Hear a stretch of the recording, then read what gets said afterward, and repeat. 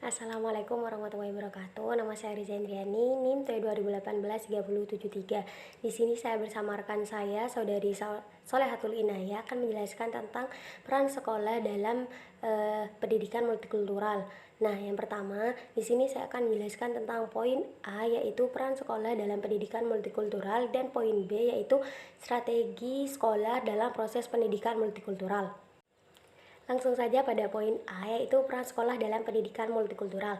Pendidikan multikultural merupakan kegiatan belajar mengajar yang memberikan pengetahuan, pemahaman, sikap, dan tindakan dalam mengembangkan atas kondisi perbedaan dan persamaan peserta didik terkait dengan jenis kelamin, ras, budaya, etnik, dan juga agama.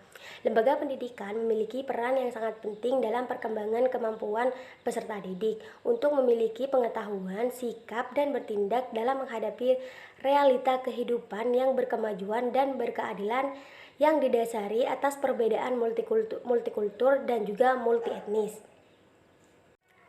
Peran sekolah dalam pendidikan multikultural menjadi sangat penting karena posisinya sebagai pengelola dan penyelenggara pendidikan yang di dalamnya terjadi proses belajar mengajar yang menjadi jembatan antara guru dan peserta didik dalam mentransfer ilmu pengetahuan. Selain itu, guru juga memiliki peranan yang sangat penting dalam kegiatan belajar mengajar, di mana ia merupakan ujung tombak dari setiap pelaksanaan pendidikan multikultural yang menentukan dalam mencapai keberhasilan dalam mendorong, memahami, dan berperilaku dalam realistis kehidupan berdasarkan lintas budaya dari setiap peserta didik, baik itu lewat materi yang disampaikan, cara mengajar, dan juga kepribadian guru itu sendiri sama-sama memberikan pengaruh yang sangat besar. Poin B, yaitu strategi sekolah dalam proses pendidikan multikultural. Di sini ada 4 strategi. Yang pertama, strategi kegiatan belajar bersama atau cooperative learning, di mana strategi ini diharapkan peserta didik mampu berpartisipasi dalam memandang nilai-nilai lokal dan mengembangkan sikap kebangsaan seperti toleransi antar sesama. Yang kedua adalah strategi pencapaian konsep atau konsep attainment, di mana strategi ini digunakan dalam kegiatan belajar mengajar guna memfasilitasi peserta didik dalam melaksanakan kegiatan studi budaya lokal dari daerah dalam kelompok belajarnya. Yang ketiga adalah strategi analisis nilai atau value analysis, di mana strategi ini bertujuan untuk melatih kemampuan peserta didik dalam mengembangkan pola pikir secara konstruktif dari ranah ekspresi dan komitmen nilai-nilai budaya lokal menuju kerangka dan struktur bangunan tentang cara pandang yang lebih luas dalam lingkup nasional atas dasar sikap kebangsaan. Yang keempat adalah strategi analisis sosial atau social analysis. Strategi ini bertujuan untuk memberikan informasi tentang fenomena-fenomena dalam kehidupan masyarakat yang memiliki beragam budaya, etnik, agama, dan adat istiadat sehingga siswa dapat menganalisis berbagai latar belakang dalam membangun dan mengembangkan pemahaman serta kesadaran tentang perbedaan kultural dalam masyarakat. Mungkin hanya ini yang bisa saya jelaskan terkait poin A dan poin B. Untuk poin selanjutnya akan dijelaskan oleh teman saya. Kurang lebihnya saya mohon maaf. Wassalamualaikum warahmatullahi wabarakatuh. Assalamualaikum warahmatullahi wabarakatuh. Baiklah, perkenalkan nama saya Solehatul Inayah, NIM T2018-3048. Saya di sini akan menerangkan poin yang ketiga, yaitu tentang implementasi sekolah dalam pendidikan multikultural.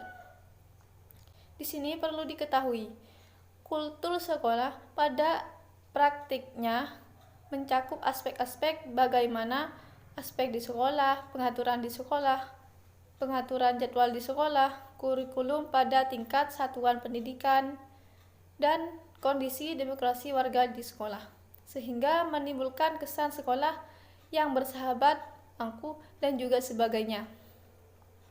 Oleh karenanya, kultur di sini sangatlah penting, karena dari kultur inilah yang akan menentukan bagaimana pedagogi diaplikasikan, bagaimana asesmen dilakukan, dan juga bagaimana komunikasi antara warga di sekolah dan orang tua yang harus dikembangkan. Di sini juga pendidikan multikultural juga diharapkan untuk mengembangkan kemampuan siswa dalam memandang kehidupan dari berbagai perspektif budaya yang berbeda dengan budaya yang mereka miliki. Terhadap perbedaan budaya, ras, dan juga etnis. Dari beberapa yang saya sampaikan barusan, maka di sini sekolah yang mengimplementasikan pendidikan multikultural dapat dilakukan melalui upaya pengembangan pengetahuan, sikap, dan perilaku multikultural siswa sebagaimana 4 pilar pendidikan. Yang pertama, learning to know, yang kedua, learning to do, yang ketiga, learning to be, dan yang keempat, learning to live together. Melalui berbagai upaya pembelajaran ini maupun habituasi kultur akademik yang multikultural sehingga dapat dibentuk interaksi yang humoris, baik individu maupun sosial. Interaksi di sini juga dibuktikan dengan sikap ramah, saling tolong-menolong, sopan santun, suka memberi, dan juga meminta maaf. Sebagaimana keragaman yang ada, kurikulum yang dikembangkan, kebijakan, norma, aturan, nilai, termasuk program-program yang ditinggalkan, yang diunggulkan.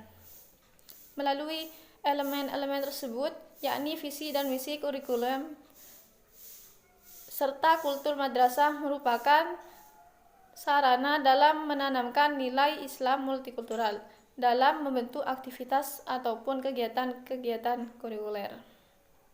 Di sini juga terdapat pengertian menurut James,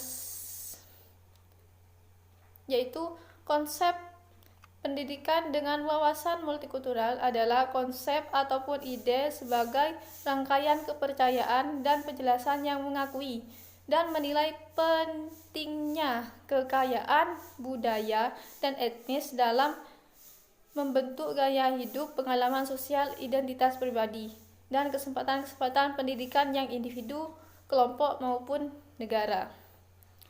Mungkin hanya itu saja dari saya, kurang lebihnya saya mohon maaf sebesar-besarnya. Assalamualaikum warahmatullahi wabarakatuh.